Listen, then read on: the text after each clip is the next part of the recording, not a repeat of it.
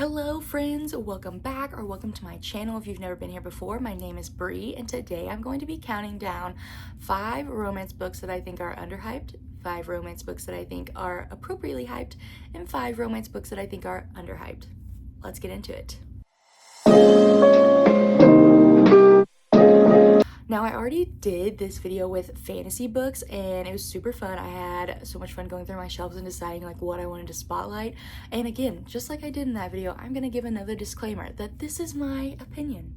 You are welcome to your opinion. Go post a video with your opinion. I'll come like that's how this works. But don't come in here mad that my opinion is different than yours, because I guarantee you're not going to change my opinion. So there's that. Anyway, moving on. First, I'm going to do 5 books that I think are overhyped, which I know is always controversial, but let's get into it. The first book is Every Summer After. I know. Everyone loves this book. I hated it. I seriously, also, like, this is probably gonna have spoilers in it, so if you don't want spoilers, skip the overhyped section, because I feel like that's where I'm gonna put most spoilers. Back to your regular scheduled programming. Every Summer After. No, it's a no for me. I could not get past the cheating, and everyone loved Charlie, and I'm like, he slept with his brother's girlfriend. Like, are we reading the same book? Like, I don't care if you thought he was not being a good boyfriend, you don't sleep with his brother. Like, I seriously could not get past that. Nothing will ever make me get past it. I really didn't even think he was that bad of a boyfriend. I don't think he was a good boyfriend, but like, he didn't deserve that. And I just found the FMC really selfish, just to be honest, and it just didn't work for me. I honestly have been putting off reading One Golden Summer because I know that it's Charlie's book and I still haven't forgiven him for sleeping with his brother's girlfriend. So that's where we're at. I gave it 2 stars. It just was not for me in any world. Like, no. The next book that I think is overhyped is Icebreaker. Again, like, Nate was okay, but I didn't think he was, like, amazing. I didn't like Anastasia. I hated the way that her partnership with her ice skating partner was played out, because everyone was mad at Nate when her partner was being abusive and she just wasn't, like, recognizing it, and then everyone got mad at Nate for calling out her partner being abusive. There was so much sex in it. Like, none of it worked for me. And, like, I have so many friends that gave this book 5 stars. So, like, it could be for you, but just, no. It was so overhyped for me and I hated it. The next book is Magnolia Park's Into the Dark. Let me preface this by like saying every single book in the Magnolia Park's Daisy Hayes universe has been 4 or 5 stars for me. I love them all. I love these characters. I love the toxicity, but this one just didn't work for me. I thought no one was holding Magnolia accountable, and it just lasted for so long and I was getting so frustrated, and it just was not for me at all. The next romance book I think is overhyped is The Idea of You. Again, I have so many friends that love this book, gave it 5 stars, they rave about it. I hated it. Like, people were like, this book is about, representing, like, finding yourself again, blah, blah, blah. No, it's like all sex. And then the ending is so unsatisfying. I don't even think it should be marketed as a romance book. Like, no. I seriously hate this with every fiber of my being, and if you love it, I'm so happy for you. I have friends that absolutely adore it, but it was so overhyped for me and I just will never get past it. And the final overhyped book is The Nanny by Lana Ferguson. Again, like, everyone told me this book was amazing. I listened to the audiobook and I hated it. I just did not feel for either of the characters. The little girl was cute, but besides that, no. It was not it at all for me. I didn't feel like there was much of a plot. I thought the characters were bland. I didn't think there was a lot of development. It just all around was a no. And those are all the books that I think are overhyped. Now for the romance books I think are appropriately hyped. First is It Happened One Summer by Tessa Bailey. I absolutely love this book. This was my first Tessa Bailey book. Everyone was talking about it. I went in 5 stars. I feel like Tessa Bailey is best when she is being silly, goofy, ridiculous, while also having like a little bit of a plot, and this book mastered that in all ways. Everything about it worked for me. I laughed out loud so many times. I love it. The next appropriately hyped book is again a little bit of a cheat because it's the entire Addicted Calloway Sisters series.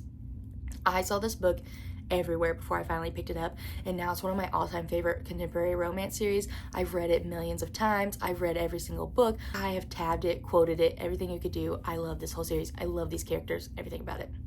The next appropriately hyped is again a little bit of a cheat because I'm doing the entire Windy City series. Like, can you blame me? Every single book was 5 stars for me. I know a lot of people hate Mile High. No, I love that book. Every book was 5 stars. They were all so good. Liz Tomforty's ability to write found family is honestly phenomenal. I connected with these characters in different ways, but so deeply. The relationships were written so well. I love the sports romance, just everything about it. 5 stars, all the stars, infinity stars, amazing. The next appropriately hyped book is Heartless by Elsie Silver. I love this book. I love a single dad nanny trope, and the Chestnut Spring series is one of my favorite by Elsie Silver. Now, the first book, Flawless, was not my favorite. I think I gave it 3.5 stars. So I was a little hesitant going into this book. 5 stars. It blew me away. I loved Willa. I loved Cade. I loved Luke. I loved the family dynamic. Just everything about this worked for me. If people have been telling you to read this, it's because it's that good. And the final appropriately hyped book is Yours Truly by Abby Jimenez. Honestly, every Abby Jimenez book has been 4 or 5 stars for me pretty much. I think there's 1 or 2 that were 3.5, but the rest are 4 and 5, and I seriously love them all. The way that Abby Jimenez is able to write like gut-wrenching romances that are also dealing with heavy, difficult topics is a masterclass in writing. Brianna and Jacob's story, I relate to a lot personally. Like, Brianna felt like my spirit animal. Everything about it worked so well for me. It was one of my all-time favorite romances. So good. And that are all the books that I think are appropriately hyped. And now we have 5 books that I think are underhyped. The first book is Pretty Little Mistake by Michaela Smeltzer.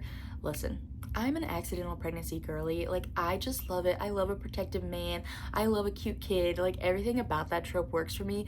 This does it amazing. It's phenomenal. Like, one of the best accidental pregnancy books I've ever read, and I feel like nobody talks about this. It deserves so much more hype. Like, their relationship and development in this book is unmatched.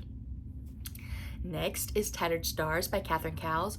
Honestly, every Catherine Cowles book is a 5-star read for me. I think I've only rated like 4 under 5 stars, and those are all 4 stars. So, like, hear me when I say that, like, her writing just speaks to me. I don't know what it is. We just connect. I love all her books.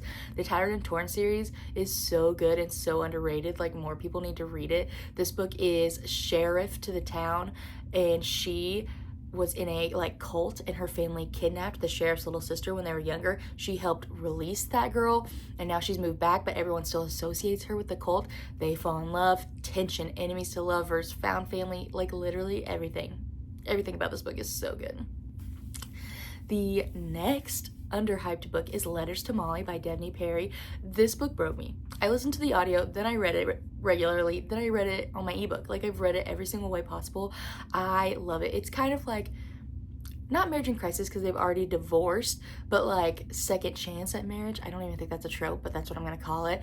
And they've been divorced for a while, their marriage fell apart, they've got kids, and she discovers a letter that he wrote to her when they first started dating, and they try to like reconcile. And watching these two like both like recognize that they had faults in their marriage and that they screwed up, but that they want to move forward and communicate, it was beautiful. It was heart-wrenching. I cried. I loved every single second of it. The next book that I think is underhyped is Pucked by Helena Hunting. I laughed out loud this entire book. Honestly, this entire series. This is hockey romance. It's silly. It's smutty. It's a good time.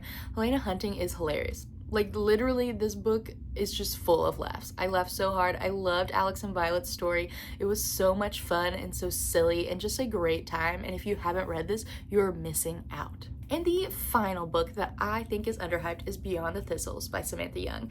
I loved all of Samantha Young's stories set in Scotland, especially her romantic suspense stories, but this book takes the cake. Walker and Sloane and Sloane's little girl Callie live in my brain rent-free. I'll never be over them. This is bodyguard, heroine in hiding, single mom. It's everything. Like, seriously, I could read this book a million times and never be over it. If you love any of those tropes, if you love a good small town feel, romantic suspense, like, this is the book for you. It needs more hype. It's that good. And those are the books that I think are underhyped, overhyped, and appropriately hyped. Let me know what you think. If you've read any of these books, let me know what books you would add to each of these categories.